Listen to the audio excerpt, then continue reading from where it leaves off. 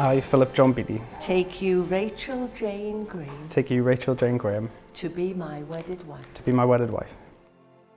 I, Rachel Jane Graham, Take you, Philip John Beaty, take you, Philip John Beaty, to be my wedded husband. to be my wedded husband. Well done. I promise to love and care for you, and to be faithful to you always, to laugh with you, cry with you, facing life together wherever it may take us. I promise to always take care of you, to be faithful to you, and to love you for the rest of my life. I promise to share my life with you, to laugh with you, to be proud of you, never take you for granted, and to be there for you when you need me the most. I promise to always take care of you, to be faithful to you, and love you for the rest of my life. Rachel, I give you this ring As a symbol of our marriage as a symbol of our marriage, and as a lasting reminder and as a lasting reminder of the vows we have made this day. of the vows that we have made this day. Lovely. And then put that ring on. Phil, I give you this ring As a symbol of our marriage as a symbol of our marriage and as a lasting reminder and as a lasting reminder of the vows we have made this day. of the vows we have made this day. That's lovely. And then put that ring on. That's fine. Thank you, sir.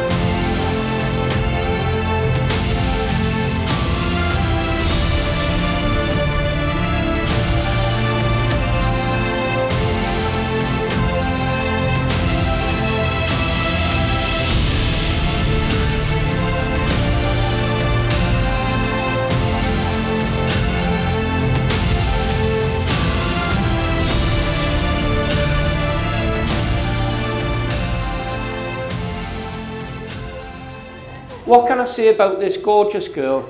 Rachel, my darling daughter. I've got a few words to say actually.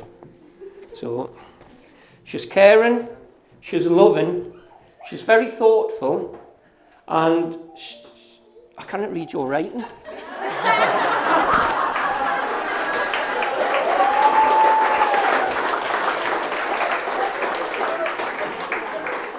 Rachel, you're surrounded by all your family and friends, your mum, Matthew, Anthony, me, Julie, and everybody. And we all love you so much. Not forgetting your brother Adam, who I know is always in your heart and thought. And I know he'll be watching over you today, and he'll be so proud of his big sis. Well, here we are now, and both Tracy and I realise our little girl has now grown and matured into this beautiful young woman you see in front of you. I promised I wouldn't cry. Yet. And I must say here, Tracy, thank you, because Rachel couldn't have had a better mum to ask for. And I thank you from the bottom of my heart for everything you've done for her.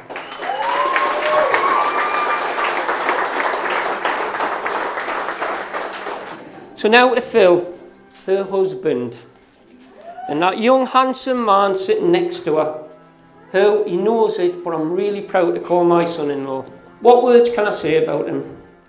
Firstly, I don't need to welcome Phil into the family because he's been a big part of the family ever since Rachel brought him home the first time. Right?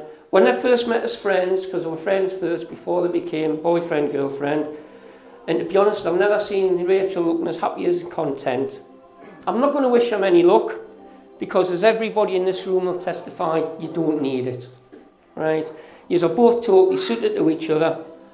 Rachel, again, 25 years ago, I was the proudest dad that day when I held you in my arms, and I've never stopped being proud of you, and it was the proudest thing I've ever done to walk you down the aisle today. So, can we just say all the best, Phil and Rachel.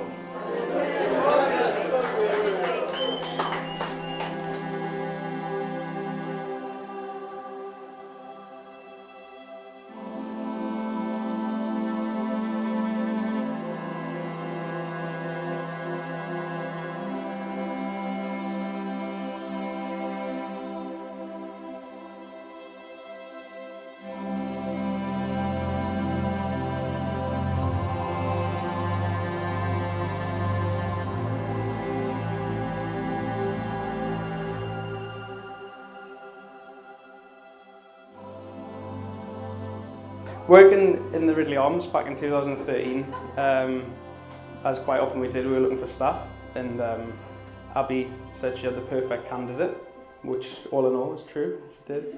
Fast forward 2 years, Rachel and I haven't spent many 12+ hour shifts together, work night outs, getting to know each other. We're blossoming in a new relationship, and quickly faced our first test as a couple. I was to leave home and get my first flat. An emotional moment for my mum, the last of her children. I'm sure she was gutted to see us leave at the age of 25, finally move out. So Rachel was so supportive. She said to me, she was like, I know you're going to need all the time in the world, you haven't moved out before, you're going to need your own space in the flat. She was like, I can come over for tea 1 or 2 nights a week maybe, and just have a laugh and then see where it goes. And basically, 4 days later I got back from work, there was a suitcase open on the bed, singing coming from the bathroom, and that's that. She never went home after that. But truth be told, I really couldn't be happier at that moment. It's exactly what I wanted, and it was just the start of the rest of her life from that point. Then roll on to last year when I had the great idea, which is all culminated today, that I wanted to ask Rachel to marry me. So a romantic trip planned to York. Thanks to Julia for helping her get the day off work, because Rachel went to work just as she normally would, and then I whisked her away when she was at work to take her on this romantic break, and didn't have a clue where you were going. And I was keeping it super calm, or so I thought, until I realised that every 10 minutes Rachel was asking me if I was okay.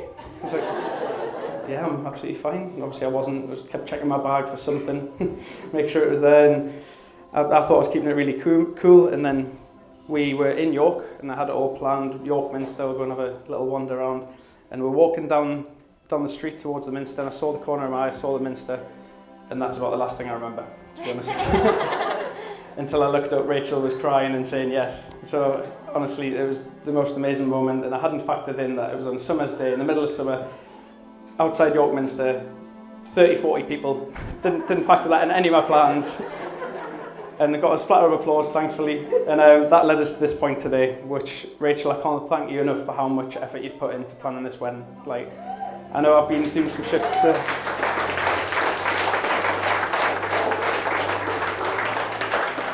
You've put every ounce of effort, you've been working still, you've been doing your uni course, you've graduated from that. I'm so proud of you, you make me so proud every day.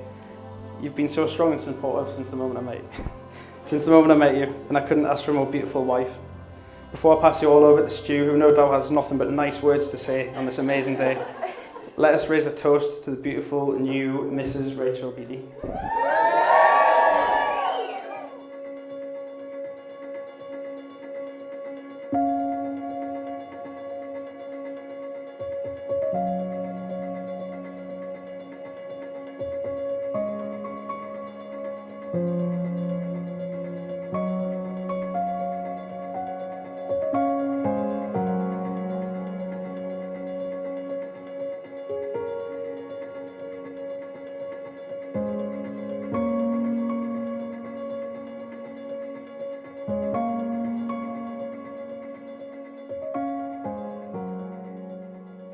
So I've known Phil now for just over 30 years, and it's been fascinating watching him grow up.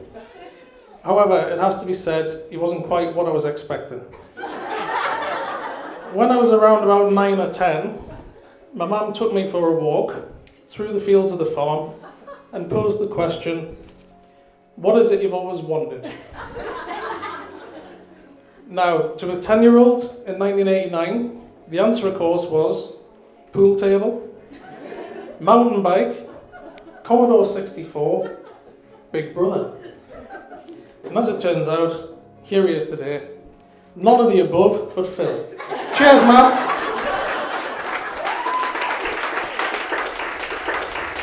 In all honesty, it's a miracle we're even here today, because as a youngster, Phil fancied himself as a bit of a Harry Houdini.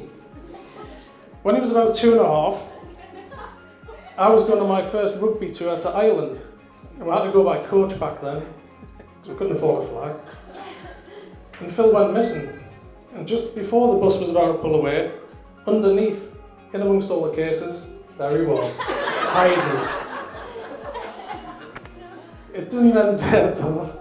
Shortly after that, at the age of about 3, he took it upon himself to head down to Morpeth on his bike. We used to live in Stop Hill, a couple of miles away from Morworth, quite a trek, especially for a 3-year-old on a trike. Panic-stricken and unbeknown to the whereabouts, he was spotted coming back up Station Bank towards the house on his trike. So just to warn him, Rachel, if he ever goes missing in action, just look out.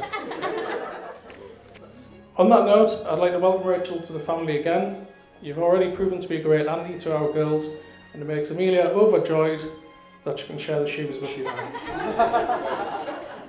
You both look so happy today, and I'd like to personally wish you a long and wonderful life together. Phil, it's genuinely been an honour to watch you grow into the man you are today. It's been a pleasure to act as your wingman today.